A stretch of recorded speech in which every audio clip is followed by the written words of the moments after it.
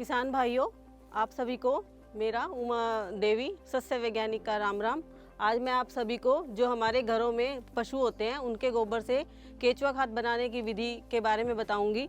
आप सभी जो घर में गोबर होता है उसको सभी कुंडी में फेंक देते हैं और उसका कोई यूज़ नहीं करते, जबकि वो हमारे लिए बहुत ही, हमारी फसलों के लिए बहुत ही उपयोगी है। उसको केचुआ खाद के रूप में कैसे बनाया जाता है, बहुत ही सरल विधि है।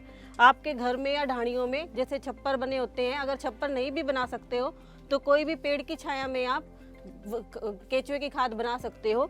इसके लिए बहुत ही सरल उपाय है।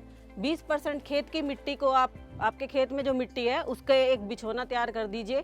उसके ऊपर आप फसल अवशेष जो आपके खेत में बचे होते हैं, मूंग का है या फिर आपकी कोई भी क्रॉप है, उसका आपने एक लेयर के रूप में आपने फसल अवशेष बिछा दिया। फिर आप 60% उस पर गोबर डालोगे जो आपके पशुओं द्वारा गोबर किया हुआ है। लेकिन एक बात ध्यान देने योग्य है कि गोबर बिल्कुल भी गर्म नहीं होना चाहिए, ताज़ा नहीं होना चाहिए। कम से कम 1 हफ्ते पुराना गोबर होना चाहिए, क्योंकि गोबर जो ताज़ा होता है वो गर्म होता है और गर्म गोबर में अगर हम केचुए डालेंगे तो हमारे केचुए मर जाएंगे, सरवाइव नहीं करेंगे।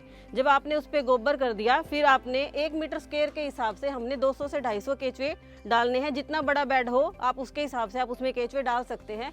और केचुए डालने के बाद ऊपर से आप ढक दो उसको, या तो बाजरे की कड़बी से, या जो बोरी है हमारे पास बोरी आती है अनाज की, उसको आप गीला करके उस पर ढक दीजिए।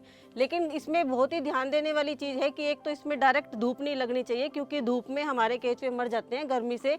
और ना ही ये पानी के सीधे इसमें जाना चाहिए, शेड के अंदर हो।